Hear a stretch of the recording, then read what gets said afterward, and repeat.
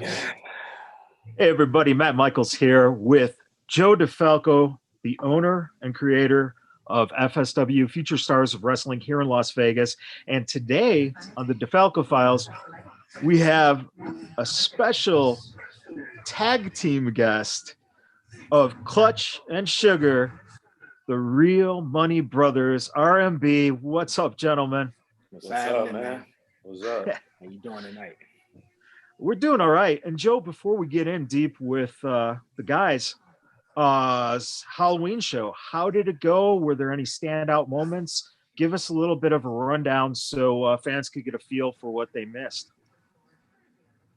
The show went very, very well. We had some really good matches. Of course, the gimmick battle royal. Everybody kind of tries to outdo each other. So we have a lot of fun in that match. But we had 3 or 4 really, really good matches. Juicy came in and had a good match with Shogun that, it was 2 big boys battling it out. And that was really, really good. And Hero wrestled this guy we know real well, Mike Mikas out of Chicago, who did the Impact tryout. So we became friendly with him. He was in town, and they had a really good match. And Lacey Ryan and Damian Drake was also a really, really good match on the show. Speaking of the Battle Royal and people dress up, to my knowledge, I haven't heard this answer. Has anyone done Joe DeFalco in the Battle Royal? No, I heard some rumors about some people claiming they were going to do that, but you did. So you ready? Maybe next year. Yo, Joey suited up. I figured Rocky T was going to come into the Battle Royal and throw everybody out as Hulk Hogan, Which version? Which version? The real American version. Oh, okay, of course. It is his theme song.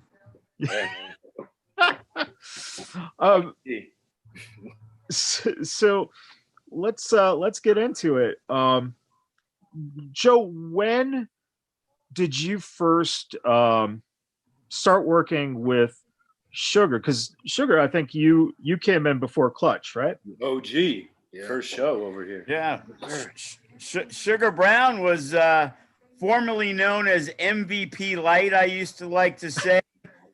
He came out as Tommy Danger, and he actually worked the very first show in the extremely hot Rancho Swap Meet. Legacy let us use the ring, and in exchange, Leg said, you don't have to pay us to rent the ring. All I want you to do is allow us to have some of our students on the show.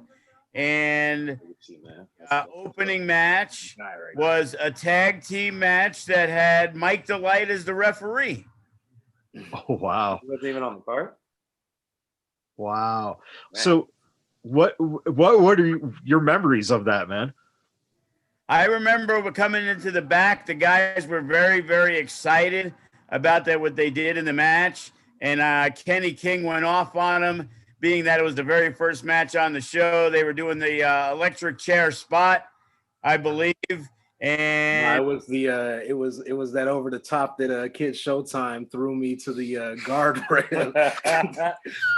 Oh, is that what pissed them off? Yeah. Yo, wasn't there more people in the locker room, like the Young Bucks and stuff too? The Young Bucks, the Cutler Brothers. Oh, the Cutler Brothers. Yeah. The brothers were there, yeah. Yeah, they were there. Derek Nykirk and Little Solo was supposed to be there. He didn't show up. We had Modest, Funny Bone, Gallo, your boy Tyson Tyler, Clutch. That's funny. That's your boy. So sure, what we've heard various different accounts of what it was like, but for you, was this really your first shot at doing something that was bigger and not just being a student doing like student? That was my very first doing anything in front of a crowd, in front of anybody on any show. So you know, props to Joe for allowing that to happen, and props to Legacy, my man. You know, he held it down and got us in there. But yeah, man, we were working really hard, man. We went out and we're grinding, selling tickets and trying to get as many people as we could to the show, not knowing it was going to be 185 degrees. But yeah, man, it was a good time. It was a good time, man. I did get reamed though when we came back through the curtain because we were out there doing a little too much.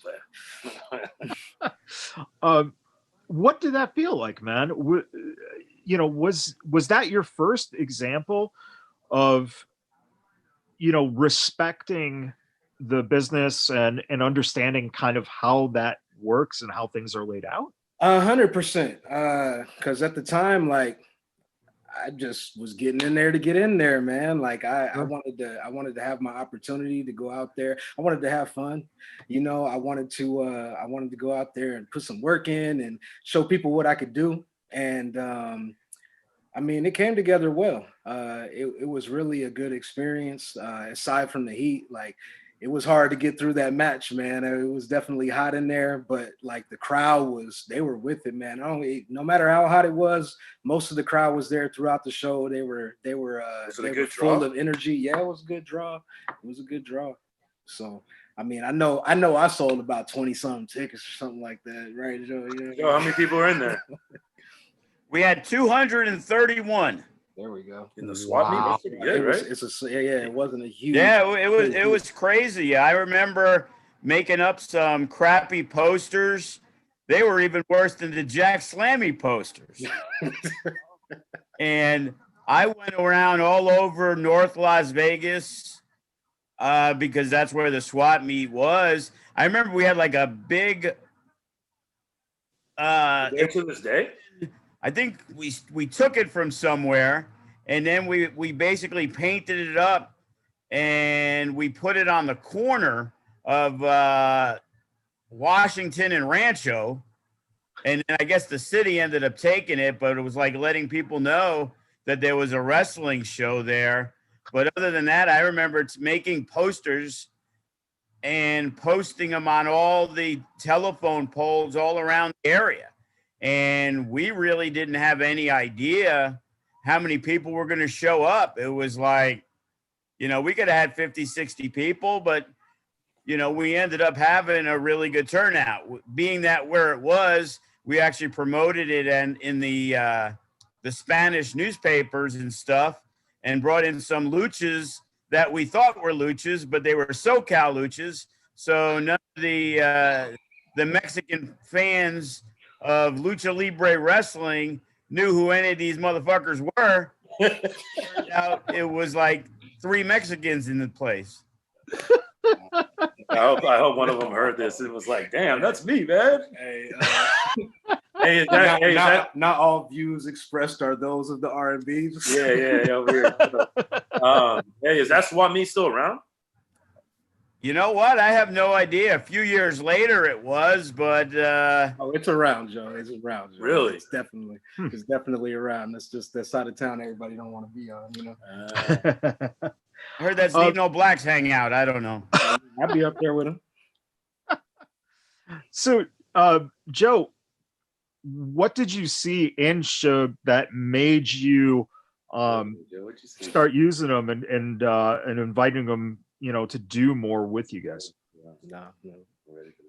Well, there was a crew because they had a school. Legacy ran the school, and we didn't have a school. All I wanted to do was run a wrestling promotion.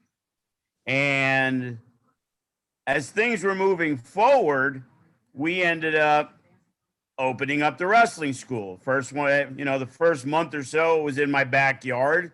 And then after that, we moved to the Boulder Highway. And a lot of the guys who had worked for Legacy also came over to our school because at the time, Mike Modest had a really good reputation as, you know, an outstanding talent, and to learn from, you know, it was definitely a good thing, the early beginnings of FSW.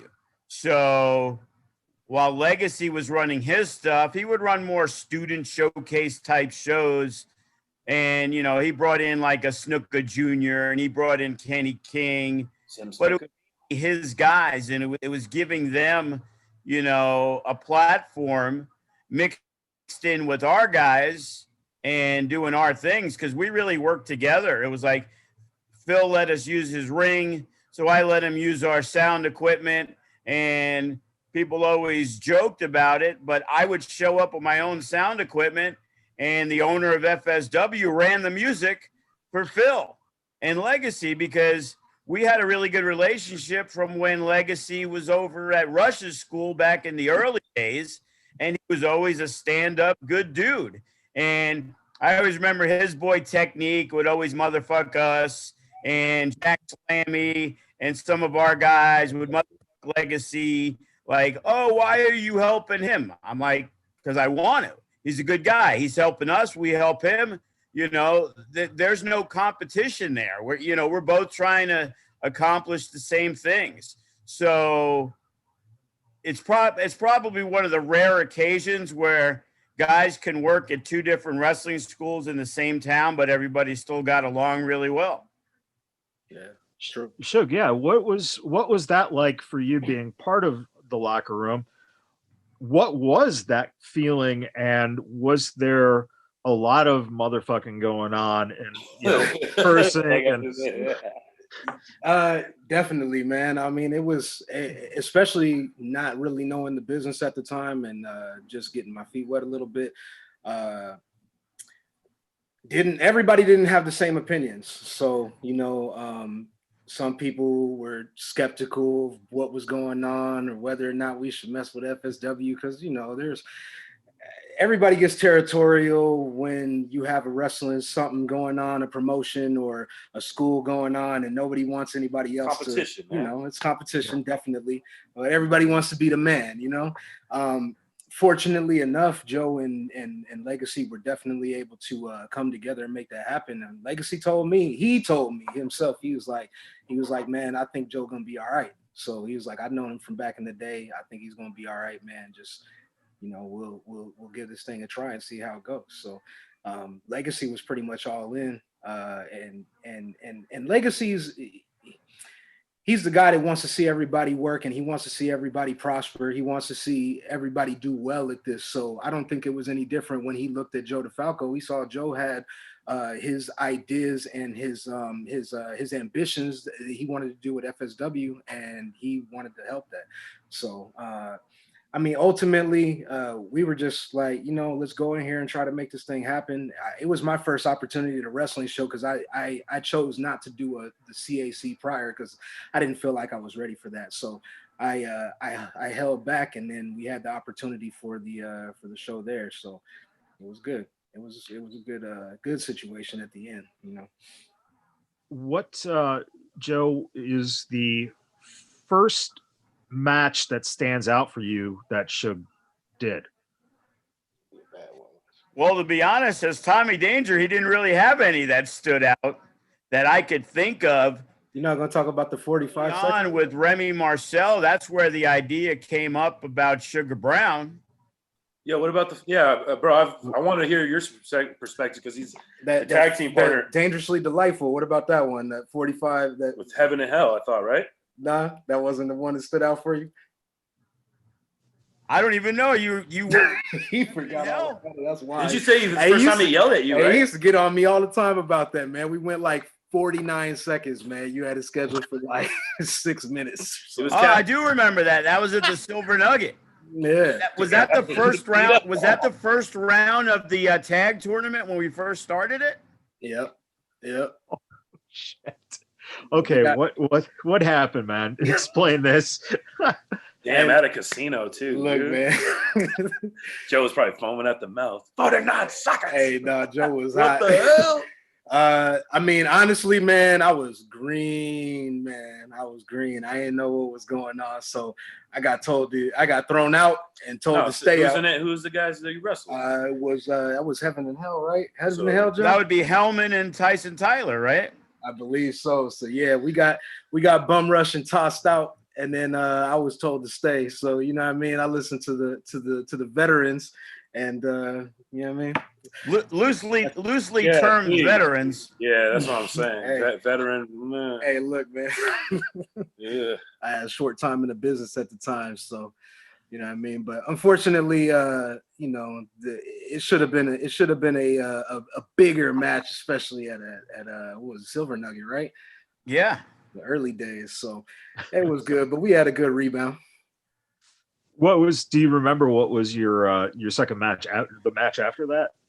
The second match after that, I think it was Dangerously Delightful again. So me and Mike Delight against man, you know what? I don't know. Was it the Atlantic City All-Stars?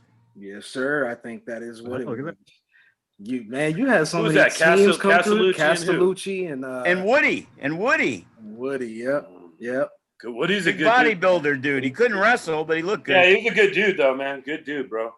Nah, that one was decent, you know. Castellucci was the homie, so you know, we were able to make it work. At what point do you start finding your confidence, you know, in experiencing things like that? You know, you do something where you listen to the guys, you get your ass chewed out, you show up again, you wrestle again. When do you start getting the confidence that you can actually do this, man, and hold your own? Honestly, I think you start picking up little pieces along the way. Honestly, from that very first match at the swap meet, I picked up some stuff because I had some ideas that I kind of just threw out there, and they ended up working. I was trying, like he said, I was trying to do the MVP light, I guess you would say, Tommy Danger. You know, I was into sports heavy coming up as when I was young, so I tried to put all those things, my athleticism, into a character, and honestly, I was a big fan of MVP, big fan of Mr. Perfect, so yeah. It was kind of like my homage to that. Unfortunately, I don't think it translated very well throughout the time. It was okay at first, but it didn't really have a lot of depth to it. So I think over time, having a few matches, having a match that went under so far, and then having a match that went over on top of that, you definitely learn from your mistakes. You start to figure out time. Honestly, I remember a match that we had. It was a triple threat, and it was me, Bryce Harrison, and I'm not sure if Joe remembers the other person in the match, but it was a Could point. have been Eddie Guardado, maybe, you know. Hey, it's funny how this memory's good. I know. Right. It's crazy. I guarantee he's right. It had to be. Probably is, man. Oh, crazy fast Eddie over there, man. But during that match, I remember it was a point I got hit with a sliced bread from Bryce Harrison, and I just heard the crowd light up, and I was just like, all of a sudden something in my head just clicked, and everything that I had experienced up to that point, I just started getting it. And I would say from that point forward, I started developing real confidence in the ring, and I was able to utilize those experiences to push me forward, you know. Joe, at what point does Sugar become Sugar Brown? I remember at the old Boulder Highway School, and I remember it was a conversation that I guess it was Suge, Remy Marcel, and I got involved in it. And they were talking about, you know, creating this new character. It was time to move away, because a lot of times when youngsters get into the business, they got an idea of who they want to be, what their name's going to be. And usually it ends up running its course. And Tommy Danger had run its course. You know, he was more of an enhancement guy. And, you know, most people don't want to be enhancement talent. They want to get to another level. Well, he kind of had to shed the Tommy Danger gimmick, because it wasn't, you know, something that was, oh, this is great, you know, you need to keep doing this. It was like, as now he's put in a year, 2 years into the business, now he sees different things about how the business works. And, you know, in those situations, it's now or never. If you have this idea, and then we did, and they were talking about it, being with the boxing gimmick. And I remember I came up with the idea like, hey, yeah, you were the former Nevada State Golden Gloves. Talk about it, man. No, matter Him of on the fact, fly. you You hit him hit on me the on the fly. fly with that too. Right before I was walking out the curtain, I had no idea he was about to say that. And it was, it's just like ideas hit you. All of a sudden you hear one thing, then you hear another thing, then you hear another thing. And then you kind of put it all together. And now he had a backstory of who he was. I believe he was a bouncer in a nightclub, weren't you? Yeah, bouncer in the nightclub, former Golden Gloves champion, credit to you on that, but former champion and, killed a man in the ring on accident, Yeah, those things happen. With that, now, did you find yourself, Suge, getting the confidence because now you had something that was filtering in the story of your character? At first it was a little rough, but I would say he said that we used to train over at Legacy School too at Vegas Championship Wrestling. And Remy had brought the idea to me. And at first, man, I was like, nah, like I'm not doing that. Like he wanted me to wear like pink and like hot pink or baby blue or something. And I was like, nah, bro, that's not me. Like, I just don't, I don't rock with that. Like I'm with boxing and all that, but I can't rock with that. So we actually had a birthday party and we had this idea where, throughout Sugar Brown's boxing career, he had developed this consciousness where he would talk to Sweetness, you know what I mean? So Sweetness was like Suge's kind of like consciousness, you know what I mean? And Sweetness would talk to Suge and Suge would talk to Sweetness. And then we started molding that into the character. And I tried it out at this birthday party. So I was still Tommy Danger, but I was like, man, I'm just going to see if this works because it seemed like Tommy Danger's not really going far, and it's not really reaching what we thought it could reach. And then, Joe had come to me with the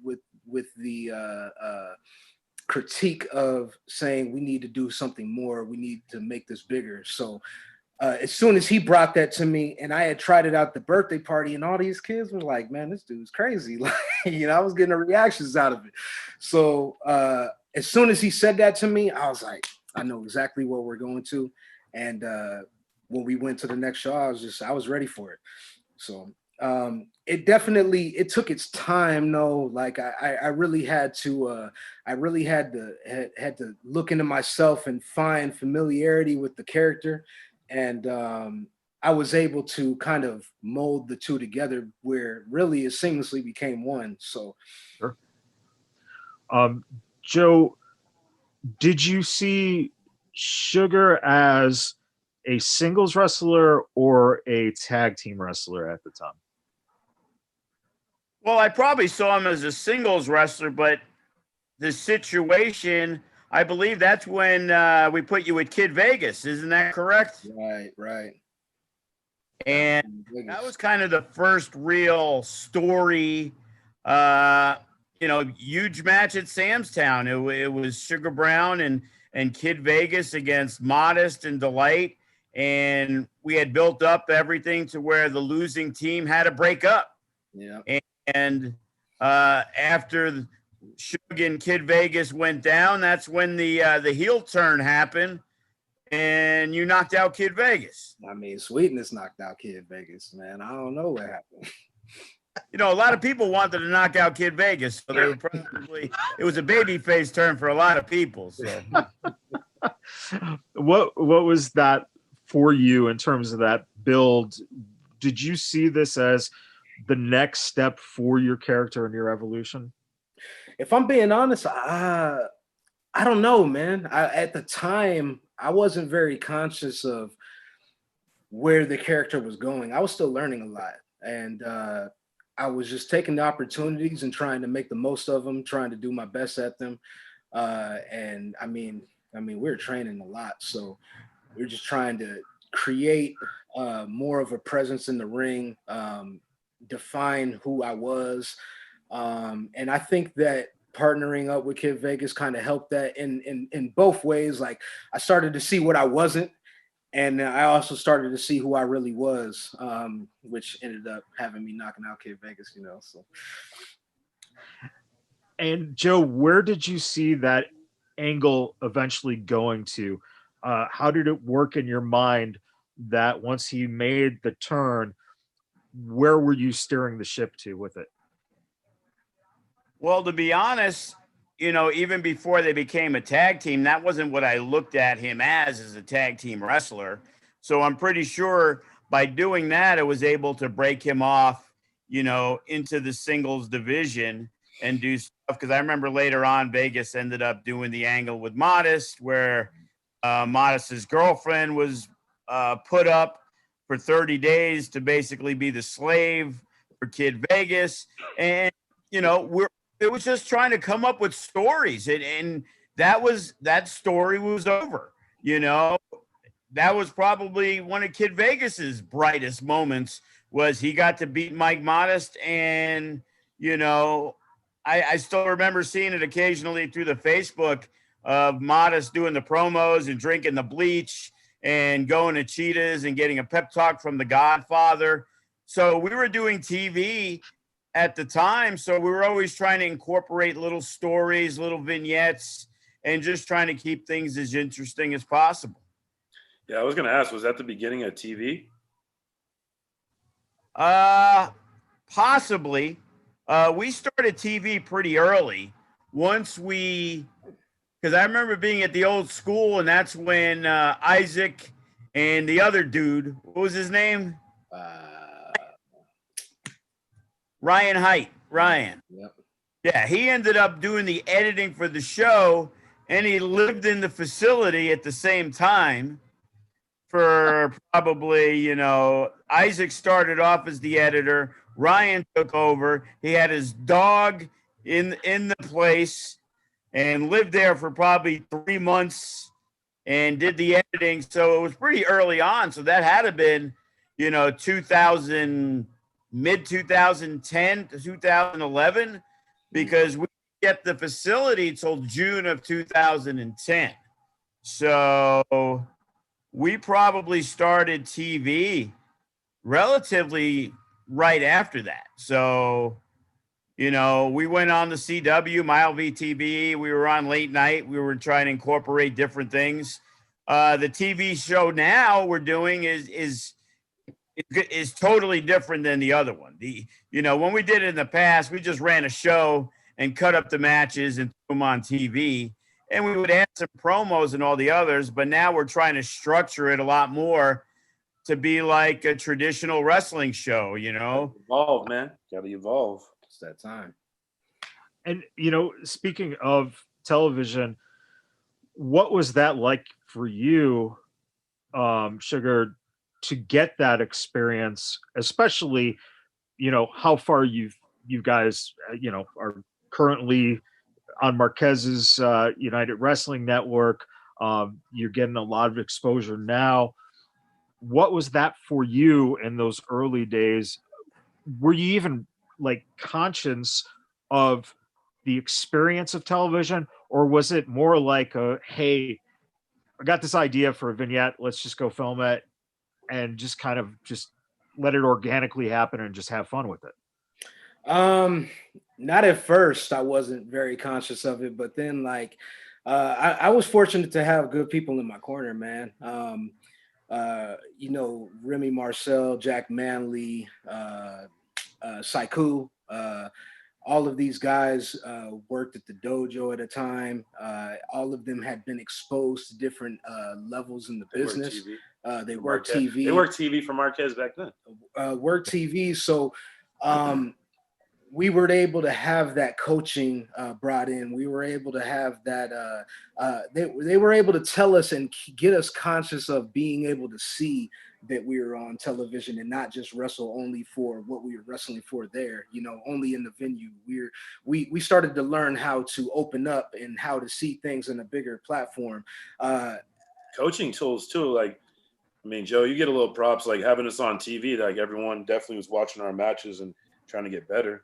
Yeah, for sure. And I mean, when I finally really registered it, I think I was at my 9-to-5 job and somebody came up to me and they were like, yo, you're Sugar Brown, right? And I'm like, yo, like, I had no idea people were paying attention like that. What about the pizza commercial? Oh yeah, what about the pizza commercial? Hey, tell Napoli's, man, they owe me a promo. I was gonna code. say, Sugar Brown starred.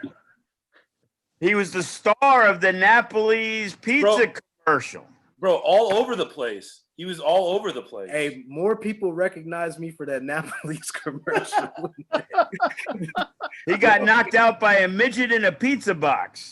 Yeah. It's probably on YouTube.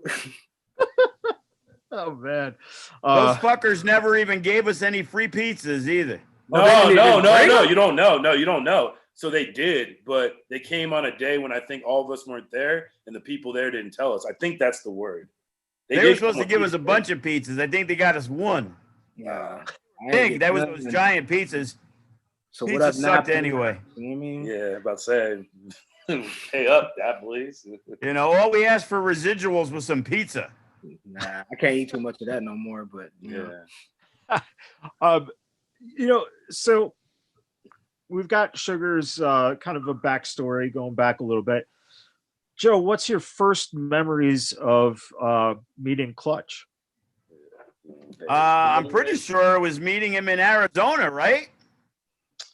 Or did you come up first and then I saw you in Arizona? Honestly, this is my memory of it. It's freaking hilarious. So your boy Tyson Tyler, we were working the celebrity theater, and this is when, I don't know if the partnership was final, but I know when you were trying to do the FSW Arizona, he was trying to he put me in a last second match. Tommy Drake was supposed to wrestle somebody, and the dude, I don't remember the dude's name, and shout out to him, whatever, but he just basically went up to LT and was like, hey man, I can't do this. And then LT's like, yo man, it's like an 8-minute match. What do you mean you can't do this? And he's like, I just can't do this. And I was literally next in line, gonna basically tell ALT like, yo man, I think I feel like I'm wasting my time here, because backstory, this is when Gallo and Barnett had the fallout with Nykirk. Everyone fell out. So like my training, Shadow Fox and Josh Carey went with Gallo, and I kind of stayed, which is crazy because if I would have went with them, I don't think I'd even be here, because neither of them ever worked for you. I don't think. Maybe Josh Carey once. Yeah, I remember Tyshawn murdering him, but Yeah. But if I remember, LT asked me, he's like, yo, are you down to do this match? I said, of course. I did the match, and how I met you was I was in town because I used to come NBA Summer League, and I think I hit you up or through Kid Vegas. I asked to come, but when I met you for the first time, you said, hey, Barnett was trying to push this Tommy Drake guy, and I was like, I didn't care who he was. I was trying to figure out who you were, and you gave me an opportunity because I helped with the ring crew. You gave me an opportunity in the same night Tyshawn and Alcatraz were in the cage. I got my first Battle Royal spot. So I think that's the first time I met you, because I think in Arizona I wasn't working. I know you came out once. You only came out once, right? yeah, I think that was with Scottsdale? the initial takeover when Alcatraz was there and Modest and Ricker. Yeah. You only came once. Yeah. So maybe a handshake, but I didn't work because we weren't really. It was weird over there. But yeah, it would have been.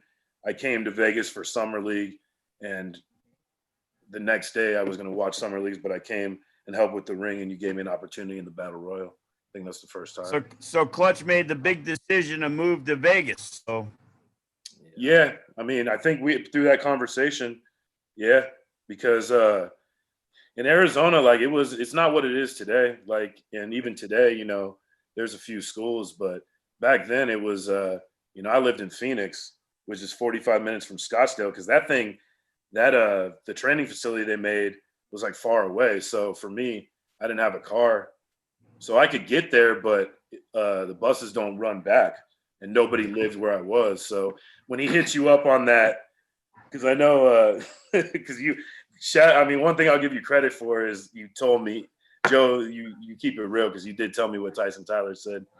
That's why he's your boy. That something like I was a lazy piece of shit or whatever the fuck he said. But you know, that's what it is. I mean, excuses are excuses, but I ain't gonna get stranded. But ultimately, Joe liked what I did in the Battle Royal and was like, "Hey, man, like I have an opportunity. You know, if you can make it out, then we could see about using you, because you had the school shows, student showcase was really strong back then. That's how I got in, is you were bringing me in the student showcase and stuff like that. So I think my first official match here, you tagged me up with what's my man's name that used to be on the original Hater Nation? Mike Rogers. Mike Rogers. What was his Mr. Smith? Yeah, Mr. Smith and I tagged together. Was my first Hater Nation. Yeah, that was my first match that you gave me here. And then I think I only did 2 more, and then I made the move, I think. Wow.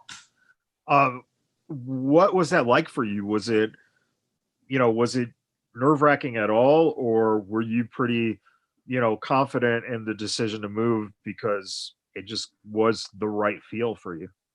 I mean, I'll be completely honest. It was I had 1 or 2 options, man. I had I had stay in Arizona where I lived and be around people I'm not, because I mean, I'll be real. Like when I was working at a strip club out there, but it wasn't out here where it was structured.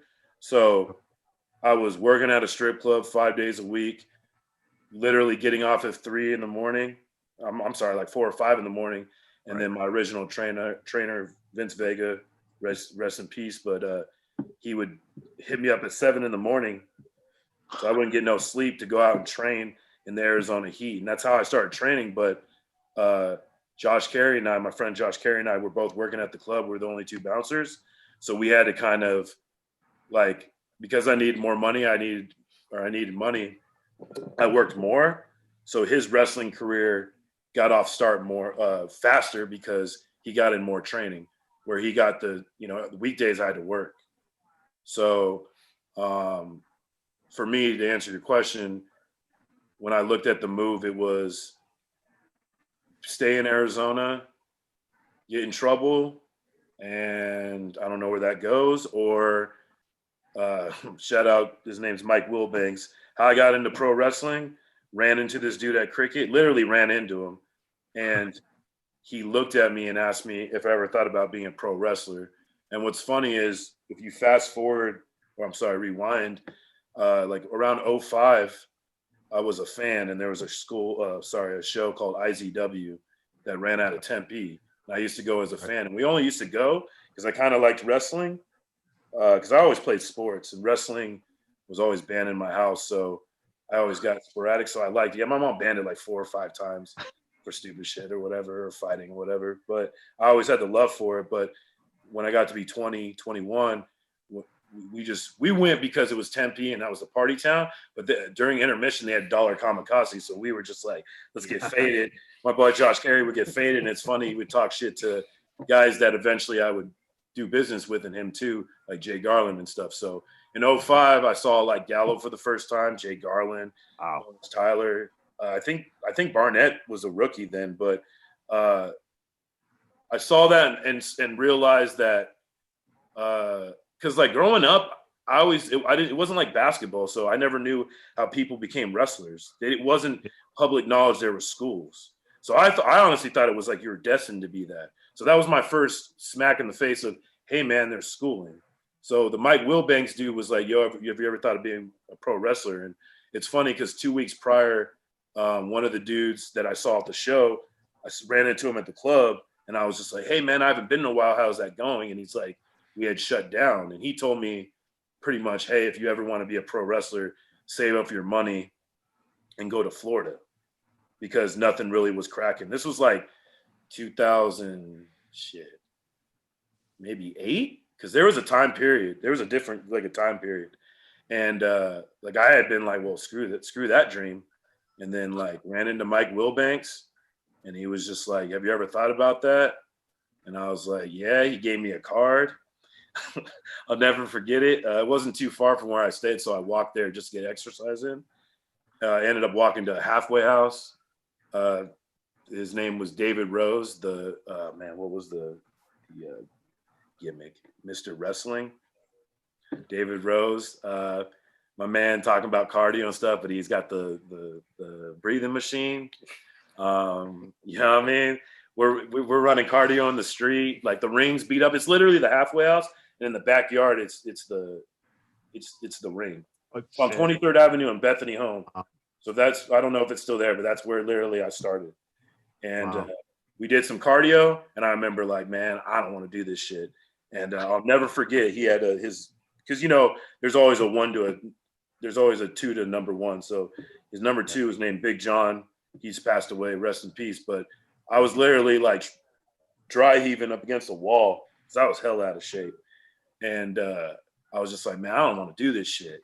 And it's funny looking about now because like, I don't know why I believe him, because if you think about it, it can be like, I've never heard of the dude and no one has ever told me about him, but he's just like, back in the power plant, Sting was in the same position as you and he didn't quit, and look where he went. So you're not going to quit. And I was just like, all right, man. Yeah.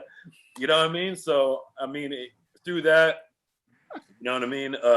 Did that for a little bit, met my original trainer. Then we got in at Shadow Fox get in at EXW, which Gallo and I don't know if Barnett ran it, but that's pretty much how you got the connection, Joe, right? You got up on EXW because you're using Nykirk, right? Well, yeah, we had known Nykirk from way before. Him and Jack Slammy, they were in HWA with Les Thatcher together. And then when Nykirk got released the first time, he was going back to Phoenix and he didn't know anybody. And we had worked with Navajo and Gallo, so we gave him Navajo's number, and then he became best friends with Mike Knox. So then when we restarted back the first show in 2009, Tyson was his student, basically. Yeah. Nykirk trained him. So he brought him out, and that's why they ended up having the first round match against each other. Okay.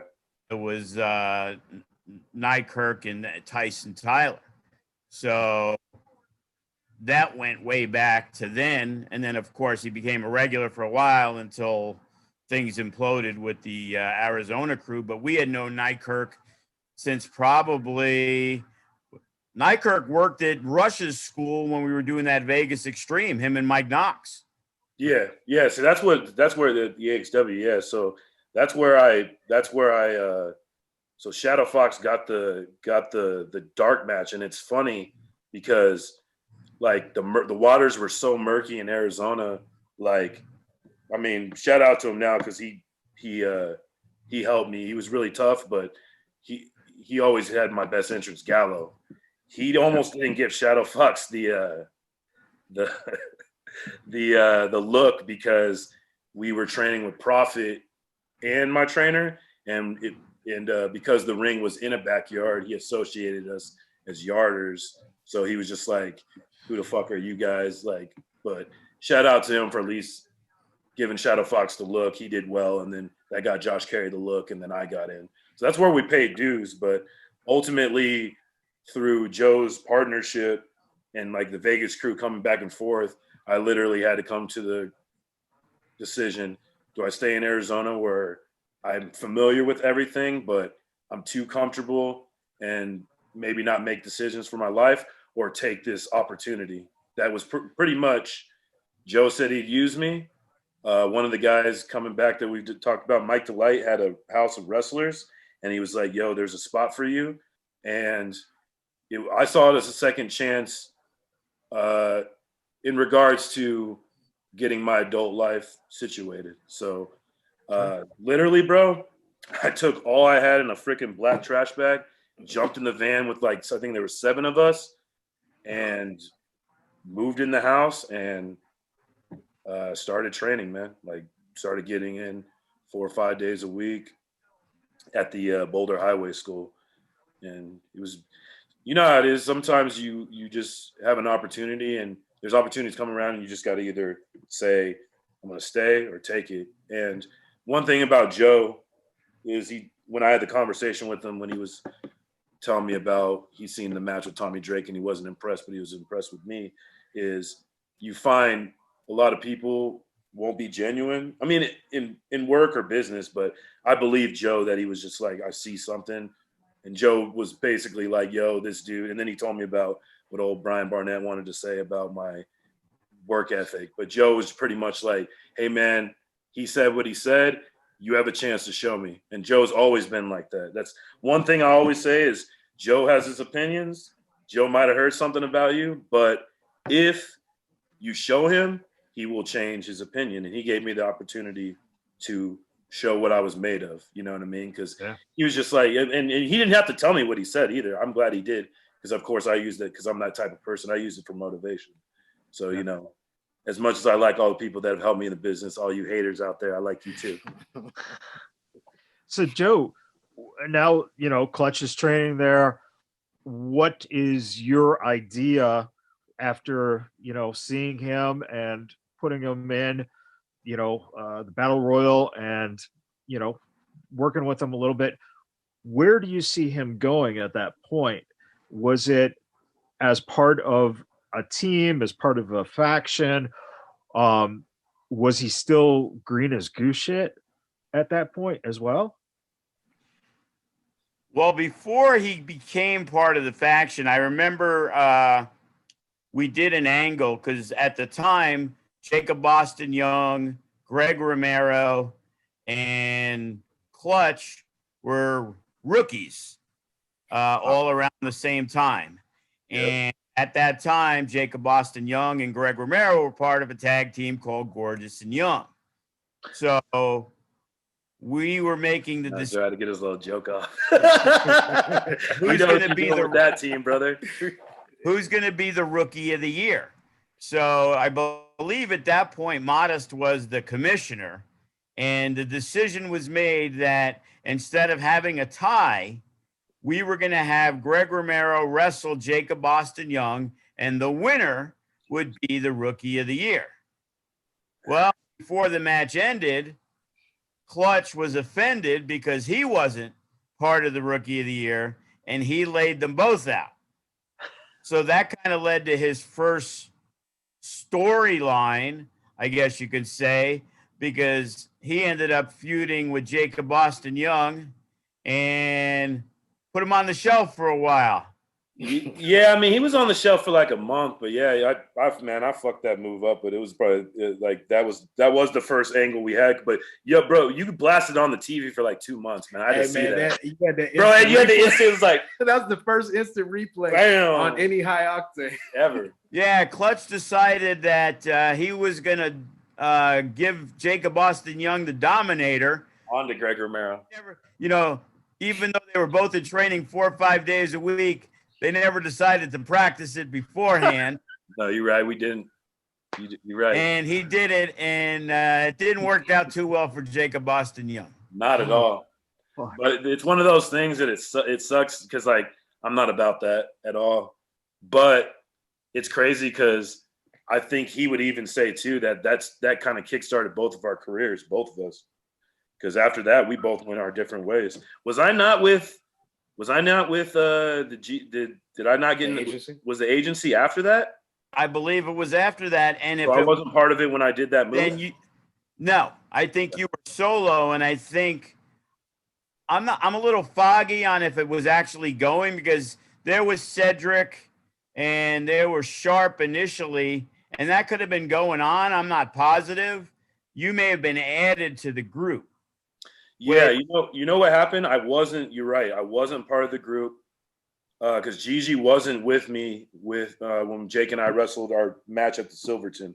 It was 1-on-1. Yeah, because it sucks because Cedric to him, man. He I know what your plan was for him, but he wasn't he couldn't make the bookings anymore. So what happens is you added me in the group, initially probably not to be, but just to be by myself. But Sharp and I had to be. That was my first tag team partner, Greg Sharp and I, because Cedric was his partner before that, right? Yeah. Yeah, and we had some good things going with Cedric, but then all of a sudden, scheduling or whatever it was, you know, he was the mouthpiece basically for the group, even though they had a manager, because you never knew what the manager was going to say. Right. You know? It's not like his most hot fire shit was against Cody. Other than that, it was a little murky. Yeah, I mean, him and Cody had good chemistry because it felt real. but we've always joked about the reunion of the agency. So nah, we good. I would like to see Cedric again. And my ex-tag team partner's under a hood, so. Yeah, I haven't heard from Cedric in years. So Really. So at what point do the two of you, Clutch and Suge, what point does your friendship start? Is it while, you know, you guys are in the locker room together and training together? What brings you two kind of together even before the tag team? Were you guys hanging out? Well before the tag team. Yeah. Because Suge was training. Like, the funny thing is, when I came to FSW, the training, like, you know, there was some good people, but all of us, like, I felt like, you know, the Jakes, the Greg Romeros, Wes Beast was there. I know I'm missing people, but there's quite a few of us. There's like 8 of us, but like everyone was trying to get on his level, like, because Suge would show up and he'd be ahead of the game. You know what I mean? Like, everyone had their things. Like, Greg Romero was excellent, technical. But I'm just saying all the way around. So that's where it was. For me, it was just camaraderie when you training was where it started. But that started back at the school, and we didn't tag till what, 4 years later? Yeah. So, yeah, I think throughout training, we definitely kind of, I mean, we're alike, man. Like, we had a lot of the same interests. You know what I mean? It wasn't too many people that I think were like us there. You know, it was just, I don't know, man. We just clicked. It was quick, you know. Very quick. And throughout all the training, like, we had a lot of time. Like, we used to hang out, man. We would train and then we would hang out for a while and chop shop, and, you know, all of that. It built something between us as a good, strong friendship, you know. well, and also the reason that they got together was they kind of brought it up to me. At that point, the agency had kind of disbanded. You know, the Hater Nation disbanded, the Dynasty, because, you know, Sugar Brown's part of 2 of the biggest factions in FSW history. Definitely. But at that point, and you know, on the record, he's knocked out Jack Manley more than any man in professional. Yes, sir. You know, but they weren't really doing anything. And as friends, I remember they came and they hit me up and they were like, hey, you know, what do you think about putting us together as a tag team? And, you know, we're always looking for something new, something different. And, you know, it's hard to not, you know, these are 2 guys that we're using all the time anyway. So, you know, let's see how they gel. You know, the best tag teams are the ones that aren't just showing up at the arena. And, you know, there's reason want to be together. You know, we had some tag teams that we put together, Beauty and the Beast, Gorgeous and Young, that we thought were going to click, but they really didn't want to be tag teams. Clutch and Gregory Sharp. It never really panned out. You know, these were all local guys that could have worked on a lot of stuff together, but maybe because of the fact that they weren't hanging out together, there wasn't a lot of similar things. You know, they were doing their own thing. Yeah, and Sharp and I had good matches. Sharp, I felt like we wrestled Rico. I mean, that whole thing with Rico was being Sharp against him and Beast. Yeah, and but you know, Sharp dropped kicked Rico. Bam.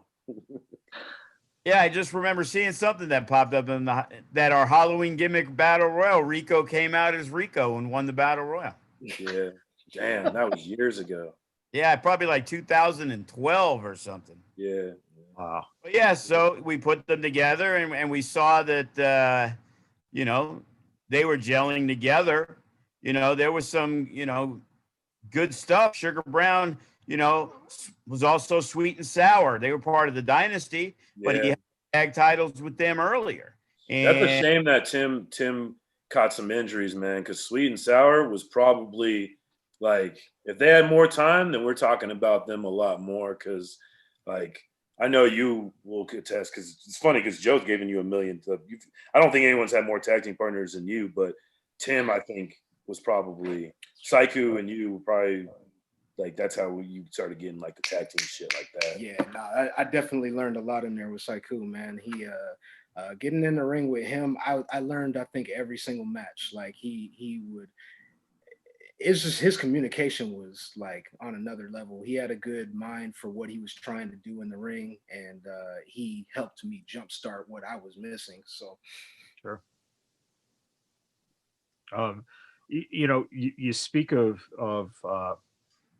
the tag team, you know, learning a lot of the psychology while working with Sikou.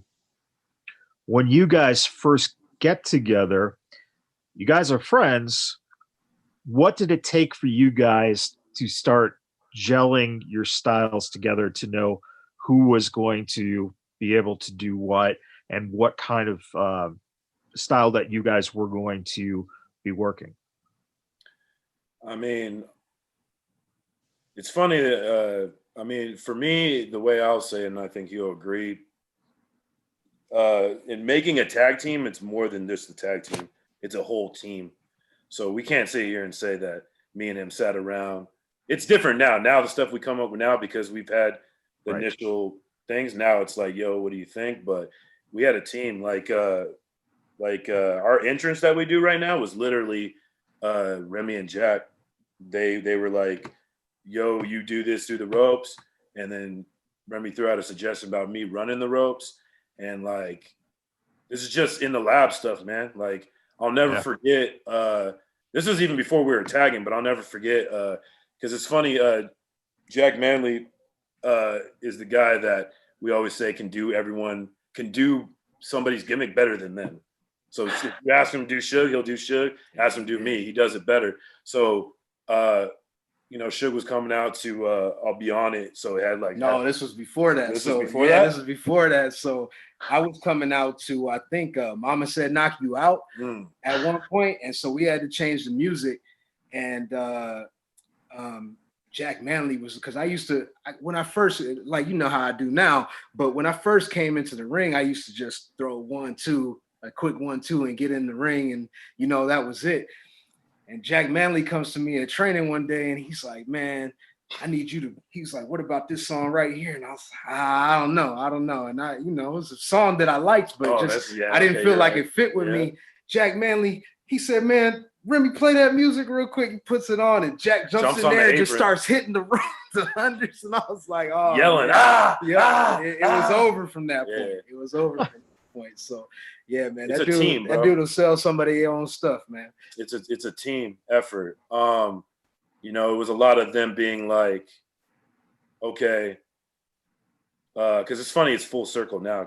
But initially it was, all right, you're Sugar Brown, you're Clutch, and I was going by the moniker Bad Man from the Desert Sand.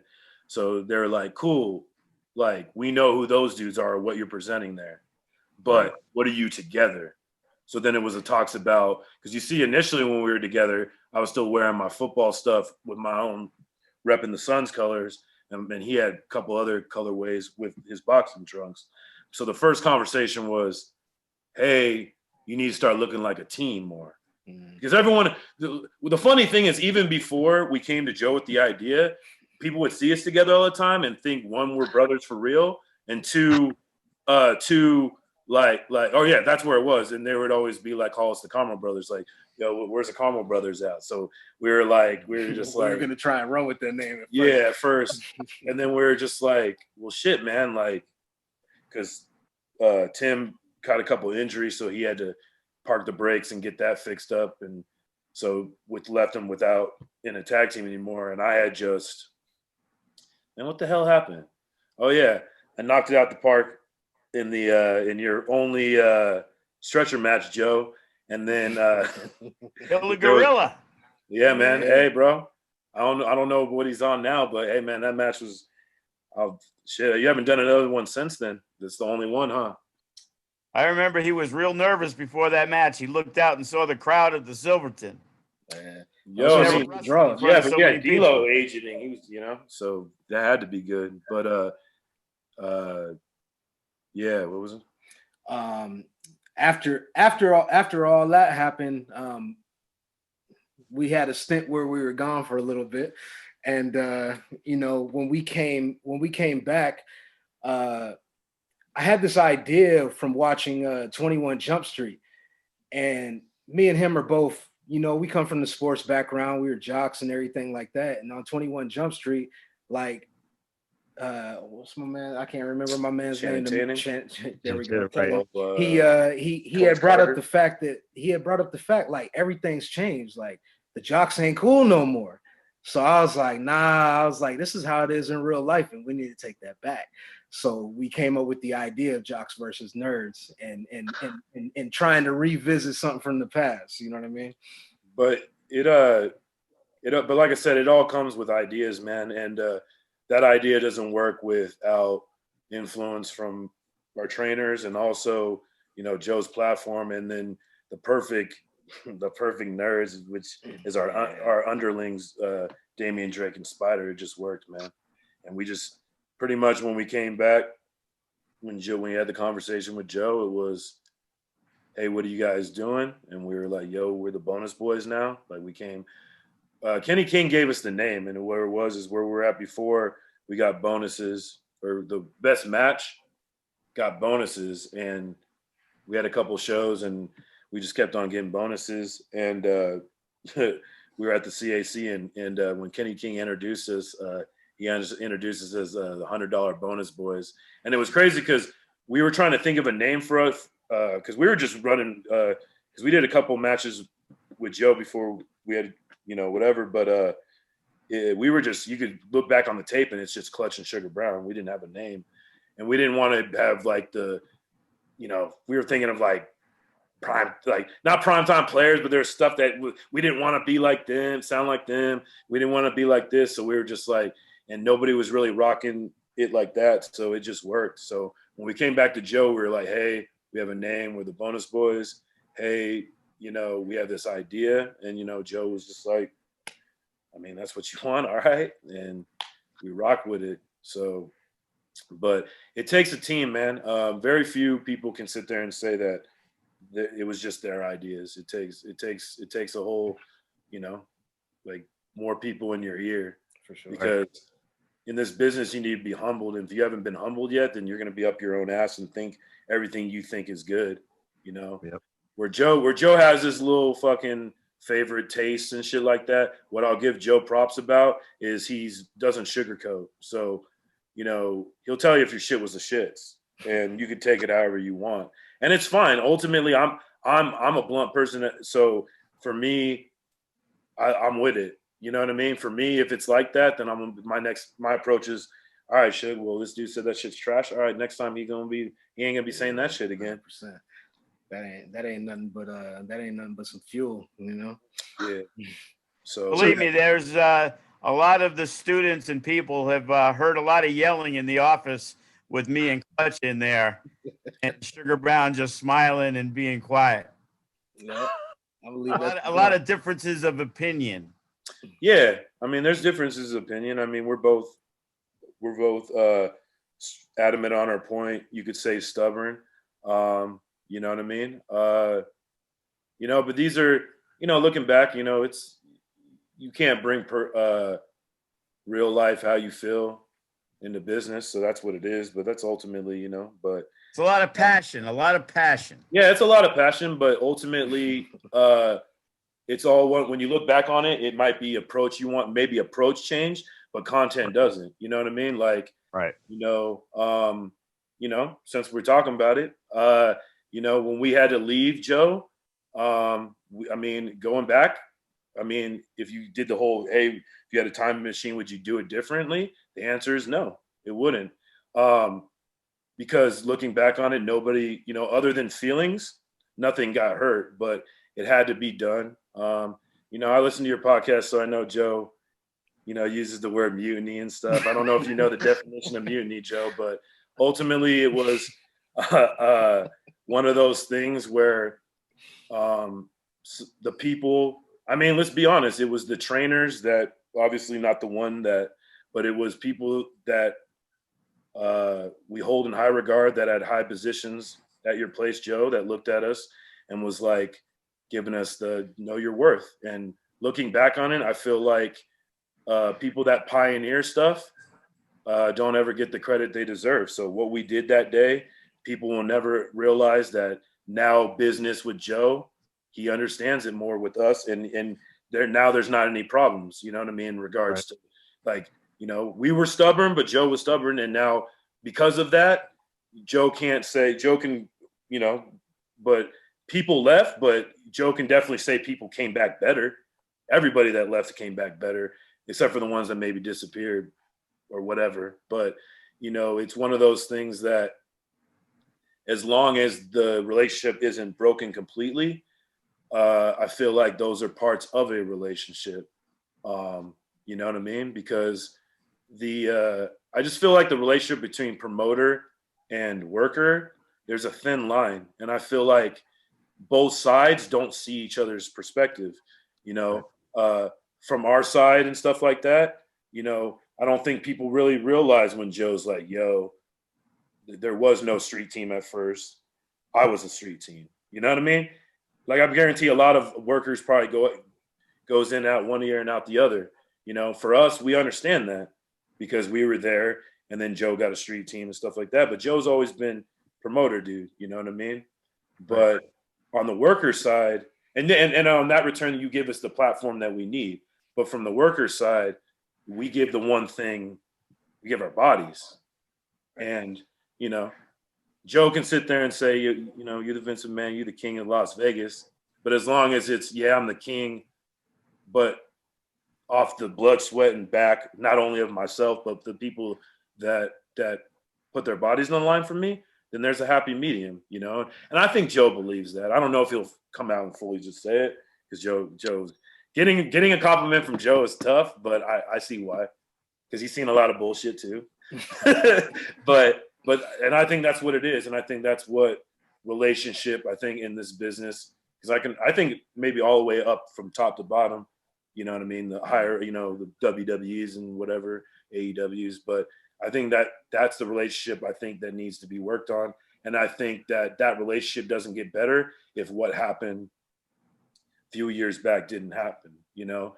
Because like I said, in my opinion, the only thing at the time, and I don't know, maybe now, I don't know, I'm not, but maybe the only thing that got messed up was feelings, because that's what it is, you know, because we've been Joe's shoulders forever, you know what I mean? For years. We've gone to other states where the kid, and you know, people don't know. See, Joe has until you talk to Joe, people don't really know how Joe is. And a lot of people want to talk, so you hear talk. So a lot of times, because since I moved to Vegas, I've always traveled. I've always worked and tried to work in California, get the name out there, back to Arizona, you know, different places. So when FSW was getting the name out, where it's getting out there, that everyone was just like, yo, I see big things are going on at FSW, because they were seeing the Sam's Town shots, the Silverton shots, and nobody's working casinos at the time. I don't think anybody, I didn't see really big stuff going on the West Coast like that. Yeah. So, but the question was like, what's up with Joe? Because I hear these things. And the answer really is always like, as long as you can find, honestly, we would just say it's just a conversation. Right. Yeah. I always say I'm easy to talk to, but a lot of people are just afraid to talk to me. So no, it's true, but it's because it's your because it's what your it's perception. Because not a lot of people, like, we're in the West Coast, bro, and it took me a long time to realize this, because you East Coast dudes just be saying stuff, and like West Coast, like, it's one of those things that, like, I had to be talked to, like, yo, East Coast people, like, that's how they talk. You guys would be just really blunt, and then there's no are you fucking serious? Or like out here, you say, so that's what it says. So that's what it is, Joe, is you're out here in the West Coast, you saying these things where you probably might be right, but the way it comes off is like motherfuckers, like you guys is what I'll give you guys props on the East Coast is you guys you don't really catch feels too easily. We're out here, like we're on the, like, so everyone's kind of like, oh, Joe shit on my match. You know what I mean? Now it's like, you know, us being around for a while, now we're telling him, yo, just talk to fucking Joe, bro. Yeah. Now he was doing the commentary, so he can't tell you didn't see your shit. I attribute that to people being young in the game too, man. That's true. I mean, you gotta move around and start to understand things, man. Like none of us came in this really knowing what we were doing. So like we had to experience first and get to know how to deal with promoters and people that have their ideas and their standards of things and stuff like that. And it took years to finally realize that it's an evolving business. We like when we came back from China, it was way different than. Well, it's no different than me being a promoter. When I first started, I'm winging it. You know, Yeah. I see Buffalo Jim and what he did and said, well, I think I can do this better without any of the experience. And you know, each year we've grown and grown and grown. 100%. And that has a lot to do with learning things and finding out and seeing what other people do and you know, picking off some of the good traits, you know. The connections. Yeah, you know, people say the New York attitude, whatever it is, but I've always been an upfront and honest person. I always say I don't pay the best, but I'll pay you what I say I'm going to pay you.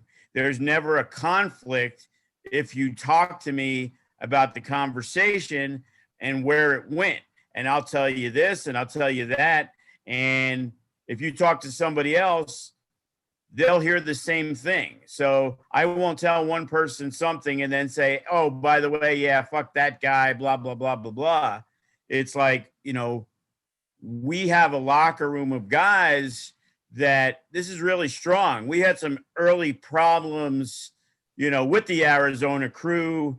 There was a lot of talk, you know, with Nightcurd, Gallo, them not showing up. I remember back in the early days, it was a power play. It was this. Nobody knew the truth. You know, time moves on. You can only judge people on what you see.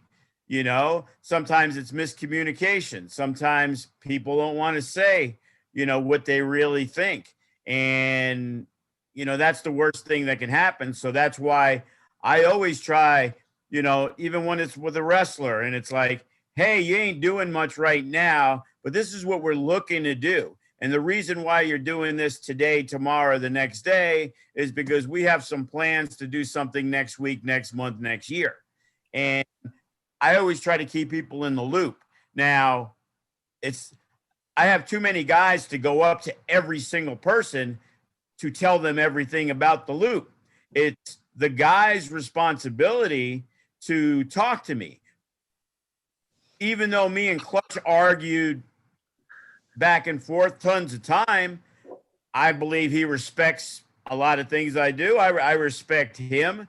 And I'm New York. I talk loud. You know, you can hear me and my son argue every fucking day when he's in there. I mean, let me put it like this, man.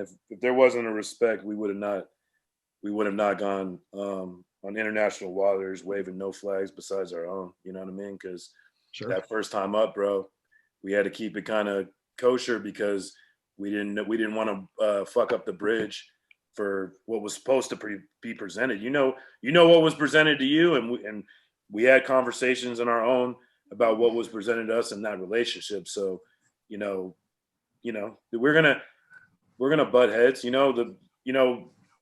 Anybody like with Suge and I, like the funny thing about it is we're the same, but we're not. You know what I mean? Like he's more cool, calm, collective. I'm more like, let's get with the shits. Like I don't got time for the cool, calm, collected shit.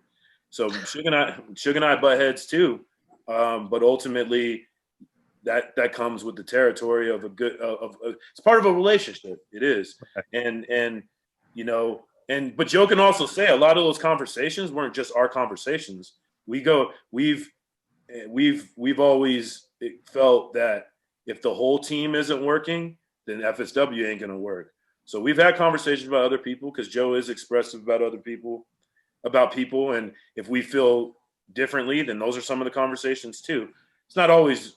I feel like those conversations, because Joe isn't one of those promoters that, hey man, like my perspective is the only perspective that matters. He does lean on people like I guess what you would call locker room leaders, their perspectives, you know. So like our guys that really, chiseled us into what we are, like the Jacks, the Remys and Tims, were definitely, and still to this day, that are around, are in Joe's ear, and us coming in and knowing that you have to have talks. We're in there with Joe talking too about, hey man, we got great tag teams. We got to get everyone to have an identity. So these are all conversations, but you have to have those conversations. And honestly, you have to have the good cop, bad cop, as long as it doesn't go too bad, like you have to have that. You know what I mean? Joe can't have somebody always being a yes man. Yeah, Joe, everything, because then Joe's going to think all of his ideas are great. And where you have great ideas, not all of them are great. Not all my ideas are great, or ours too, but you have to have somebody. And that's what I've always had, is like, even in Arizona, and like for me with Jack and Remy and Tim, some more than the others, we had that, like Jack told, like when I went by Clutch, Jack was like, Clutch is awesome. I like the band Clutch. Who the fuck are you though? And I was like, shit. So now the next time he asks me who Clutch is, I got to tell him who Clutch is. You need somebody like that. You need somebody to be like, hey, Joe, we were on TV in the beginning of stages. We haven't had TV in X amount of years. We have too much good shit and good people going on not to get this word out. And Joe knows. And look what's going on now. Partnerships that probably should have happened years ago are not happening, and I hope it works. Well, hey, both of you guys both say it. Both of you guys are like, yo, we should have worked years ago. He said the same conversation we have with you, same thing with him. He's just like, finally, we got this partnership going. I'm excited to see where it goes, and I think it's good. Thank goodness he finally listened to me. You know what I'm saying? This guy, But one thing I want to say, and I believe the main reason I'll put our company up with any company. You can even say Impact, Ring of Honor, all the other stuff. There's more. Oh, Scott D'Amore, that? What's that? I said, you're going to say this, but would Scott D'Amore be like, yo, I heard this, you going to tell this to his face? Yeah, that's okay. I'll tell Scott himself. The bottom line is there's so many of our guys that everybody, of course, worries about themselves. But the minute somebody sees somebody, they see something in someone, there's, it isn't one or two people. It's 10, 12 of our mainstays who are like, hey, did you check out this guy? Oh, the bad bitches, these guys have gotten over huge. And everybody, and it is competition, because the champion is the champion because he's the best at what he does. So it isn't you're just handing the belt. There's a lot of companies that hand their belts to their buddies and this and that. And it's like, we have so much talent. You always used to talk about how the Gods of War were never our tag team champions. They were like the best team that was never champions, and we made it right. And then issues occurred and they barely were able to defend the titles. It is what it is. But so many of our guys, not even locally, but like a guy like Hammerstone, he sees things. He pays attention. Like, to so many people, FSW is the home. And we go out there and it's like, hey, did you see this new guy? Hey, check out this dude. He was awesome. Just like we're bringing in this new talent, and as well as the homegrown guys, the Shoguns, the heroes. Like, every year we have 2, 3, 4 dudes that come to the school, and it's like they're breakout stars. And we, as I said, we're running shows every week because we have too many motherfuckers that are good. It's, I used to always say, oh, Santino's fantastic, and they are. But we're in Las Vegas. There's 1/10 of the people. Yet we've churned out more guys that are working all over the West Coast than I think any promotion out there.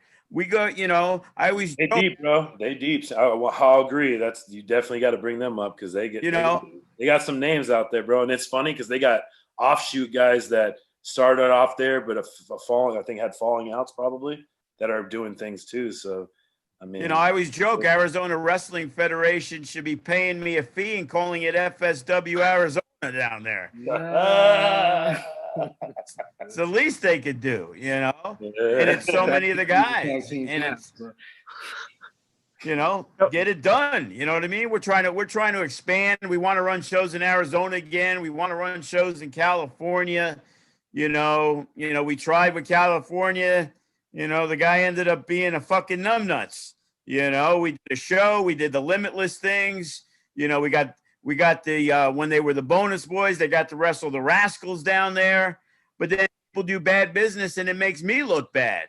You know, at the end of the show, guys are coming to me about the pay because telling people that I'm supposed to pay. It's like, why would I pay for your show, motherfucker? You know, I'm paying for my show. Yeah. And, you know, those were the best shows that guy ever did. It's crazy because like the first one we went to with the Rascals, it was popping, man. It was a good thing. I mean, it's all about like a very underrated thing in the business is how the relationship goes. And think about all your ex-partners, Joe. Oh, there's plenty. Your rivals, brother. Yep. Or if you want to call it that, you know what I mean? Yeah, I guess you can call it that. I call it, we have no competition in this town, so. Well, let me ask you. Let me ask you really quick, Joe. When they came back, did you see a maturity in them as men, as well as their wrestling style? I wouldn't say that. I do know they because of their opportunities there and working closely with D'Lo and some other people, you know, sometimes you see people that are a little more seasoned is the term I like to say. It's kind of when Sean Ricker left FSW to go work WWE developmental. Okay. Now he didn't get a lot of play in developmental, NXT, whatever.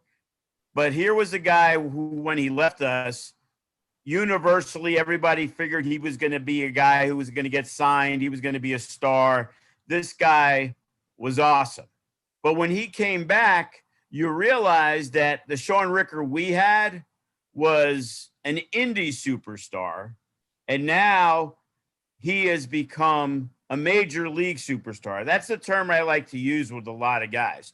We have a lot of major league talent, you know, whether it's, you know, a Hammerstone or the opportunities that Damian Drake, Matt Vandergrift to work in AAA and Chris Bey. It's like you see they're a little different.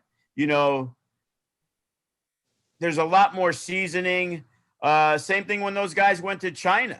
You know, I always talk about how I believe Maserati, that's where she made her the most improvement she had.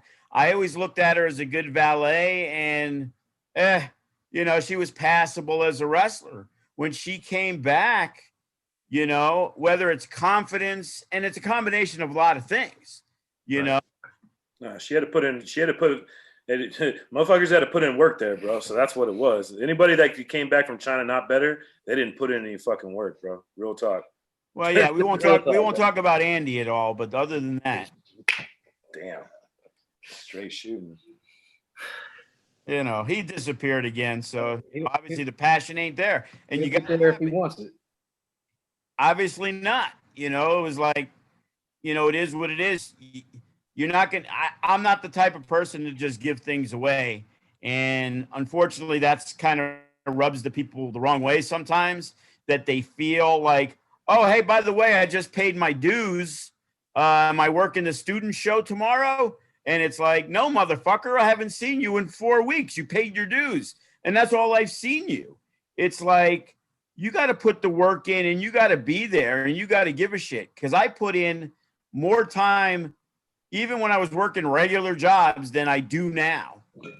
That everything that I do is based on FSW.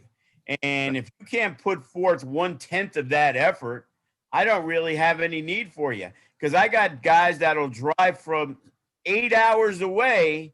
Even back in the day with the Reno Scum, they drive down for $50 for 9 hours and then 9 hours back. The same thing with the Commandos. I love saying that shit. You know? Hey, bro. Hey, man, how many times on your podcast has Joe said the Reno Scum for $50? Well, that's what it was. Obviously, that was back in the day. Cornerstone, they were probably like, yo, shut the fuck up, bro. You know? But the thing was, they knew they were going to get good opportunities, wrestle in front of good people. You know, they got the opportunity to work Brian Kendrick and Paul London. You know, they got the opportunities to work the Young Bucks. So at that time, they made the decision that they were going to sell merch, and if they were going to make money, great. But just like everybody else, you know, they progress, they get better, their rates go up. You know, it is what it is. It's like, Hey, Joe. you know, I said, yes, they do, Joe. yes, they do. You know, even in a pandemic. I feel you, but you know what's funny, pandemic or not, the FSW love didn't go away. I've been seeing people been coming, bro. No, absolutely. You know, that's why we're able to have the ability to run every single week and have, you know, the limited seating, everybody's wearing the mask, blah, blah, blah. But, you know, we're doing very well, you know, and I guess you could say it every year, but I think this year we have the most talented roster we've ever had. We got guys. That's saying a lot, bro. I don't know, man. You really like what's those dudes' name? Von Dooms? You always talk about that era, bro. So that was the great era with the Commandos and the Von Dooms and the Reno Scum. That was a good core of tag teams. Now we got you guys, we got Death Proof, we got Unguided. Those guys, obviously, they were there for years. Other than you guys, the other teams are kind of relatively new, even though Jake and Cody were part of Death Proof. They were part of the Following before that. But we also had the Hater Nation, and we had the Following. But now it's the young tag teams that have really, you know, stacked the division, you know, and you guys got the chance to work a lot of them. The Bad Bitches, they are over, you know, Laz and Adriel, the Suavecitos, they're babies in this business. Yeah. You know, they get a little crazy sometimes, but they have a ton of ability. Top to bottom tag team division's probably got to be the deepest. Yeah. You know, off the top of my head. What would you guys say for RMB, and speaking about all this quality talent that is there now and has been there, what do you guys feel was your pinnacle, the best tag team, the best chemistry that you guys had with a team?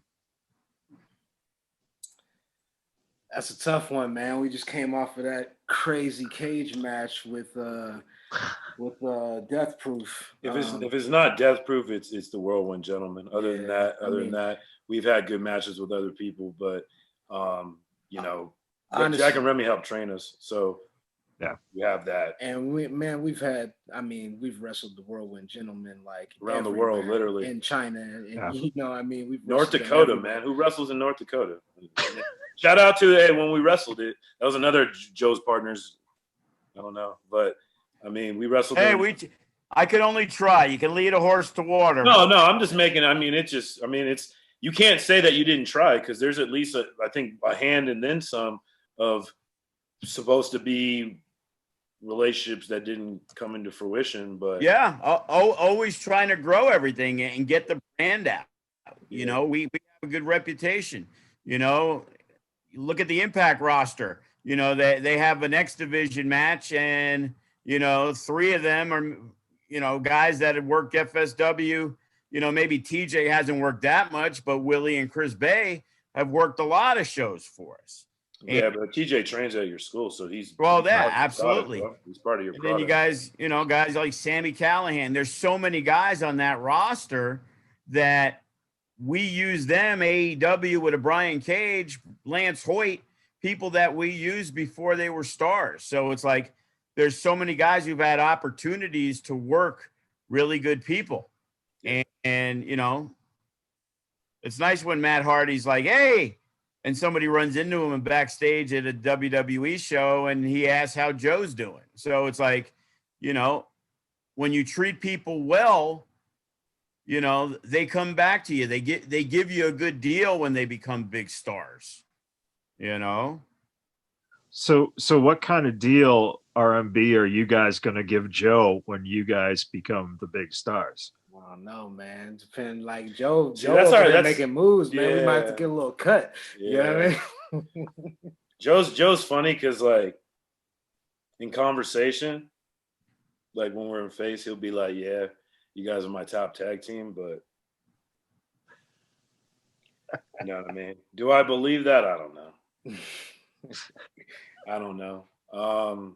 It don't matter because we are though. Yeah, I mean, we have a few really, really talented tag teams. we do, and Definitely. I'll say this to further add on to the reason why we said the Whirlwind Gentleman or Death Proof is because when you come in, and we've had good matches with other people. I mean, we're missing people. Like we've wrestled the 1%. Commandos and the 1% were great matches too. We had a great cage match with them, but I've been wrestling Cody since Arizona.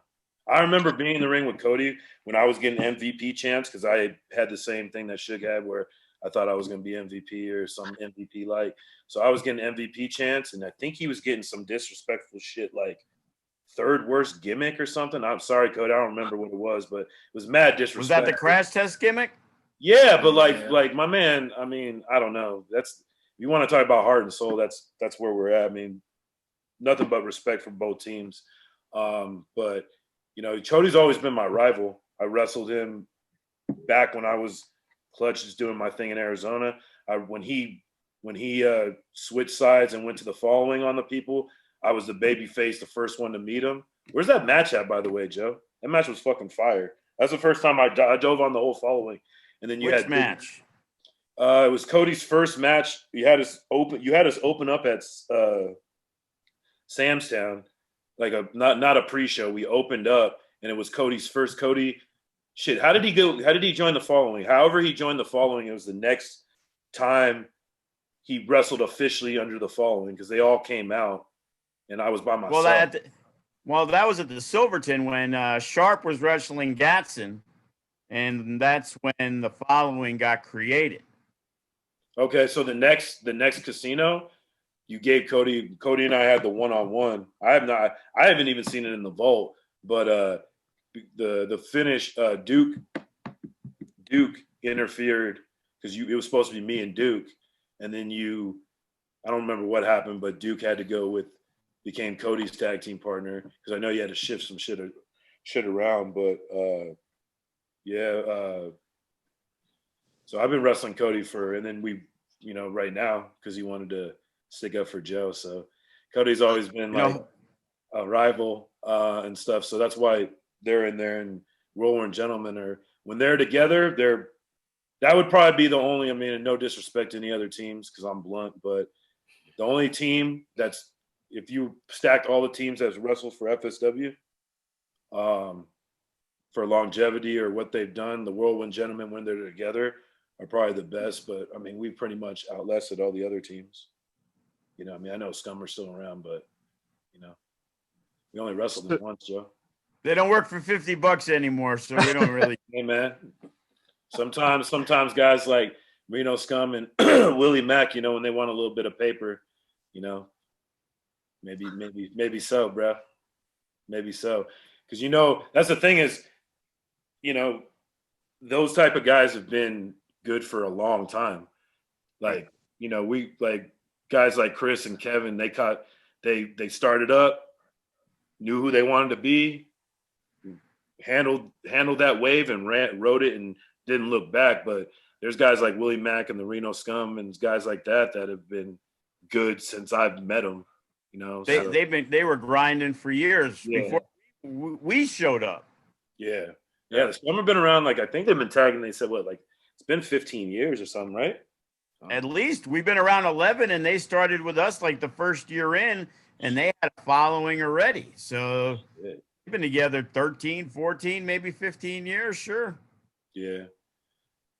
I mean, you just have to, it's to build a good division, you have to have everybody, you know, like, guys like the bad bitches are going to have to face guys like us, you know, because in Sky High and with the Plus, I mean, Suavecitos you need to put them to the test against some of the veteran talent. You know what I mean? Yeah. And you know, that's where we come in. You know, and we're gonna make these dudes work hard for it. Yeah, every last one of them. Do you Joe's guys, favorite tag team. do you guys now that you're getting a little more opportunity to get a little more national exposure through Marquez's and Corrigan's United Wrestling Network, ultimately, where do you guys see yourselves in 5 years? Shit. On a national platform, man. I mean, international platform, should I say, because we're not trying to undershoot goals out here. So, I mean, I can't say where that is. I don't know exactly what that's going to be, but we're trying to make that happen. So, I mean, our foot is on the gas right now, and I think that this ain't a hobby. Yeah, definitely. Yeah. It's not a hobby, man, and I think that we have a similar mind state that we want to accomplish what we stepped into the game for, and we don't want to leave without grabbing hold of that. So until that happens, man, people are gonna have to put up with us. I don't know. Especially when you also when you've been around for a little while and you start seeing your peers start getting love. And it's never, I mean, I'm sure some people are haters. When I see people that we've worked get opportunities, it just brings a smile to my face because it gives you hope that at least somebody watching. Because the biggest, and Joe knows it, and we can all, I think we all will agree, the biggest disappointment about being in the West Coast is we don't get no love out here. So I'm glad there's a primetime live or something. Even the West Coast, you know, I won't name any names, but there's West Coast promotions that get love that are still looking for East Coast because, you know, whatever they're doing. So it's good to see guys from the West Coast get love, you know what I mean, out of California and the Chris's and Kevin's and stuff like that, because I feel like, and even Las Vegas, like, I got mad love for California. California has always got their love for being, but I don't think, I feel like even still to this day, Las Vegas doesn't get the love we our respect in it, you know. We get our peer respect, which we appreciate, but I'm just saying on a level of talking about it, you know. Yeah. Because regionally, East Coast people are going to get the opportunities. West Coast people, Midwest are going to get the opportunities. So right, that's cool too.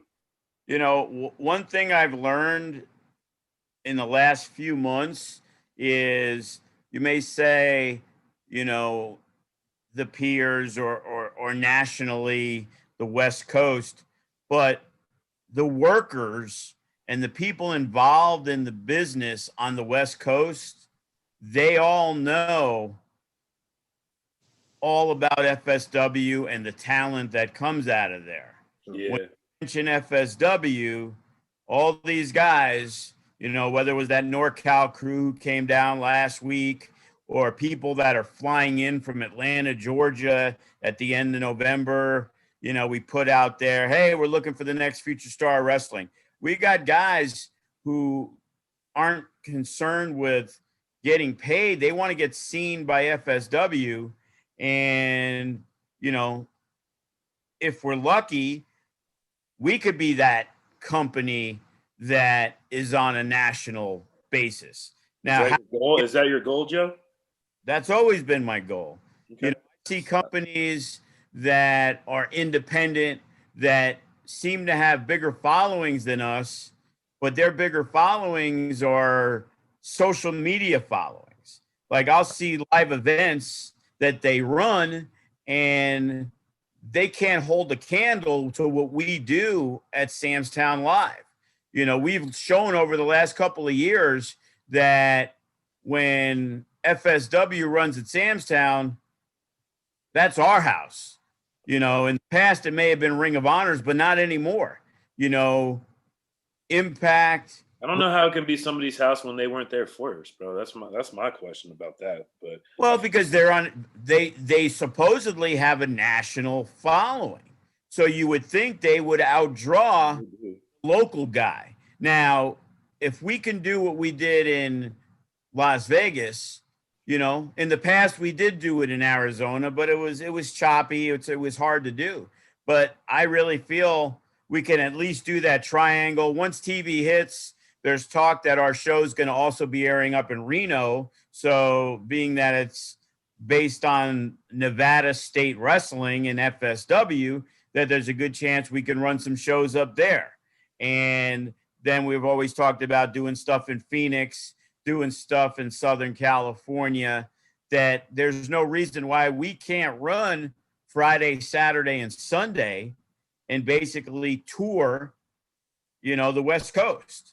You know, that's what I like to hear, because FSW should be a touring show, especially because people come from all the corners to come to FSW. Right. At one point, bro, you had Utah guys. I think we even had Colorado guys, right? Yeah, when Royce and Six Guns. He was out in Colorado, right? Yep. Okay, so we had Utah, Colorado, New Mexico, because you were using Mosh Pit Mike and all those dudes. You've used Danny G, California, and Arizona. See, all that. That's what I'm saying. So touring just right there, bro. There's that. And now we've had guys come in from Florida. We got a guy coming in from Atlanta, Georgia. We got like top indie talent that it's like, wow, these guys are really good. And then they're hitting us up and they want to come out. And, you know, which again gives more opportunities to our younger guys or our veteran guys that, you know, you got to mix things up. And to get better, you need to wrestle the best people. And, you know, no matter where we go, you know, we have really, really good people. You know, Hammerstone, MLW champion. You know, he's a guy, he was a baby from Arizona when he started with us. Yeah, you know? From the same trainer. And we knew he was going to be good, but we didn't know how good he was going to be. But he's Noah tournament good, Joe. What's that? I said he's in the Noah G1 tournament good. That's how good. No, I hear you. Chris Bey just got signed to work the Super J Cup for New Japan. Yep. Wow. It's really insane looking at the talent that's come through the FSW doors and to see where they are now. You know, at one point we thought the last three FSW champions were going to be the NXT, AEW, and what was the other one? Ring of Honor? I'm not sure. But what are you talking about? Kevin Cage and who? Bey, X Division. And Bey with Impact. Yeah. So the three major companies we had guys. Gave Brian Cage a belt. I mean, well, technically, yes, he is a champ. So there you go. So our last three champions, and then Eli Drake was like an NWA tag champ at the time. So, and former Impact World Champion. I guess he still is. That's the word on the street. That he's still the NWA tag champ? Yeah, him and James Storm are, bro. Oh, okay. I don't know what that means, but that's what we were told. Maybe you can work him at prime time. Hey, man. There you go. We're just looking for opportunity. So as we wrap up here, let me ask you guys, if off the top of your heads, favorite Joe DeFalco moment. You can't just do it in one. You have to put it in groups. You have to be like Joe DeFalco.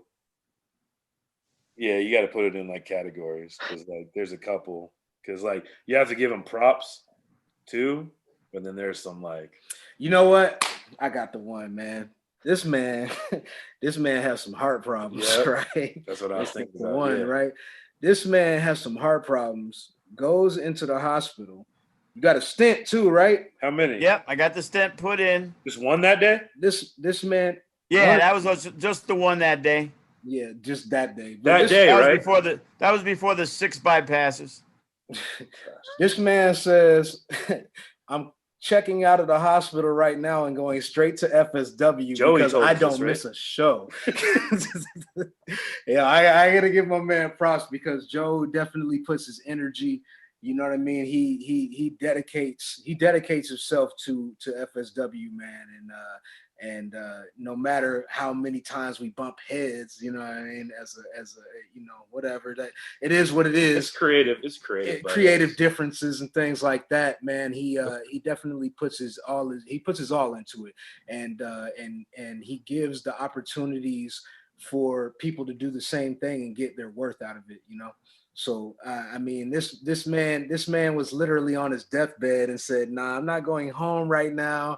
You know what I mean? I need the wifey to come pick me up and take me down to FSW so we can run this super show right now." So, Joe, what in wrapping up, what have the RMB meant to you in terms of the relationship that you guys have had, and through the good and the ugly, what stands out to you as being, you know, the foundation and just the overall meaning that they've had to FSW? Since they've been a tag team, they've been, you know, probably the mainstay tag team that we had. You know, that longevity wise, they have been at the top of the game for a long time. You know, when Sugar Brown had his success with the Hater Nation, it was a few other guys involved. Technically, he was the tag champ, but a lot of times it would say Hater and Legacy did a lot of the work. You know, defended, then with right? Yeah. and then with Sikou, you know, the dynasty was a big deal, but they didn't have the longevity that the former Bonus Boys, because the RMB, they haven't really done anything in FSW. Yeah. The Bonus Boys, you know, have accomplished a lot. Hey, If listen, the Joe, you have to evolve. accomplishes, You if have the to RMB evolve. accomplish as much as the Bonus Boys do, Yeah. then that would be a great legacy. And, you know, Sugar Brown technically already is a Hall of Famer, that's true. part of the Hater Nation. Technically, I mean, yeah, technically. Come on, Well, It's all fair, bro. come on, man. And the funniest thing about it is you ask him about like, Try to and get that and shot mind off you, on the low, you know what I mean? all these people are unanimously, but if you talk about like anybody else in the Hall of Fame, it's always Hall of Fame Alcatraz. But my man always forgets about it. Hall of Fame should, man. Yeah, Hall of Fame R&B. should, bro. Come on, man. that is true, you know, and I'm pretty sure the Dynasty is going to get in. Oh yeah, he's So- getting 3. He's getting in 3 Sure. times, bro. He's That's getting what in I'm 3 saying. He's You getting know, at the rate that they're going, Sugar Brown will be the first ever 3-time FSW Hall of Famer. And then when Clutch goes on to bigger and better things, and Suge gets his next tag partner, he'll be a 4-time Hall of Famer. So what are you saying, that Clutch is going to go on to bigger and better things, but Sugar isn't? Is that what you just said? I'm just seeing a pattern here of Sugar just being the go-to Hall of Famer for probably the next 23 years. Good answer, man. I Yeah, like good that. answer. Good answer, man.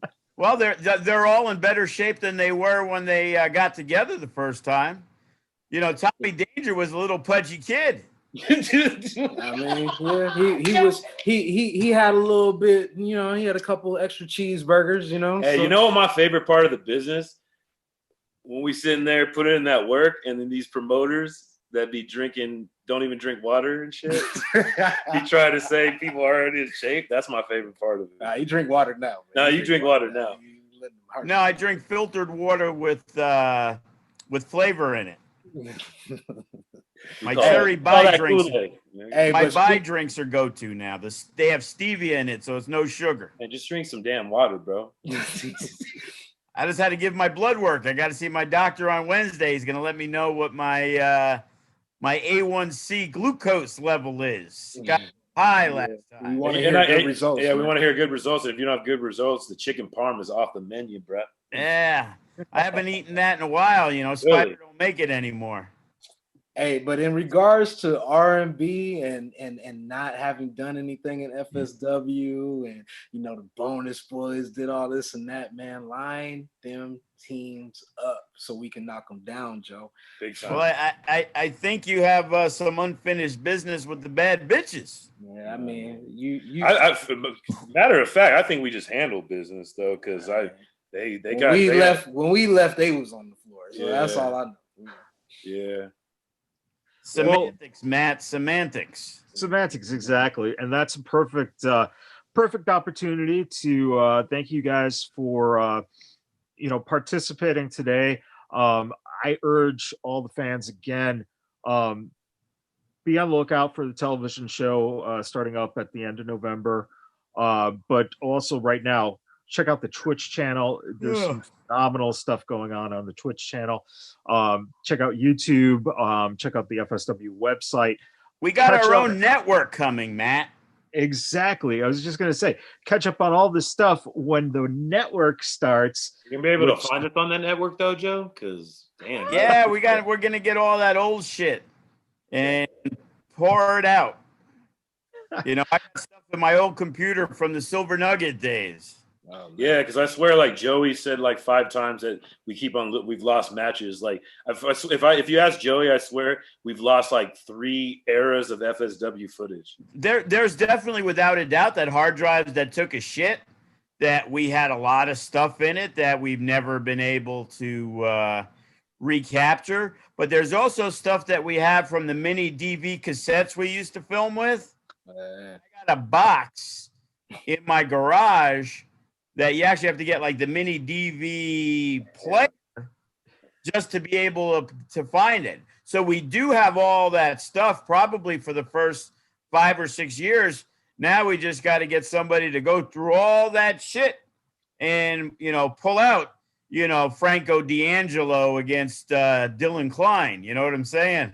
I'm just saying, if you're going to get your own network, man, people need to know. And honestly, if these youngins are listening, you motherfuckers need to start checking out tape too. Hey, the Street Profits did. Yeah, sure did.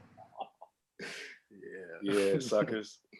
Yeah, that's why the Bonus Boys had to change the name, because somebody tried to take our stuff. So, yeah, it's all good. Well, I think we kind of walked down a little path history of FSW, and you guys continued success, continue breaking in the young fellas as well. And next week, Joe, I'm able to announce that, and you're going to love this one, you better get your singing voice ready. Ricky Tenacious. Oh, my goodness. Actually, I'm just making my announcement. I will be unavailable next week. Nah, man. Well, we're gonna have a nice little conversation, and kind of get a little idea of how a working relationship between someone who has a father who has a company and yourself who sees talent has been able to look at Ricky and go, hey, we're willing to help him and develop him. And, and hopefully we'll get you to do a karaoke song. Yeah, we could talk to, we could talk about how I met Ricky when he was like 14, when his dad brought him down to try out the kids class. Dang. Absolutely. Oh, dang. And make sure you get that karaoke on tape, man. Yeah. Well, and hey, if we can get Joe to do karaoke, we might have a new program for the Twitch channel. There we go. There you go. So, all right, everyone. you know, find some good hair metal bands, and I'm ready to go. I know all the You words. gonna bring back that Jay's- mullet? Joe's like 1980s, yo. 88, Well- brother, 88. Yeah, that was about to say I knew you were gonna throw 80 something in there. Well, we'll talk more about your first Cinderella concert next week. Opened then. up for David Lee Roth, actually. I went to. Yeah. If you name a hair metal band, I can almost guarantee that I went to the show, because I used to be a music director at my community college radio station, and we got free tickets to everybody. So we used to go to concerts like every week. Yeah, I guarantee, Joe, that's when you were rocking the business in the front, party in the back, bro. Oh, no doubt. No doubt. In the nightclubs, going to metal concerts at night, and then on the weekends, DJing freestyle music in the 80s. Good times. He said in the 80s. Do your Google on that. Oh man, well, we're gonna touch on some of those memories then as we have the Songbird of Wrestling on next week. And thank you guys once again. And for all the listeners, please subscribe, listen, download, share, review all the shows that the Vegas Bad Boys of Podcasting do. And until next week, we'll see you guys later. Shout out. All right. Later, guys. Later, man.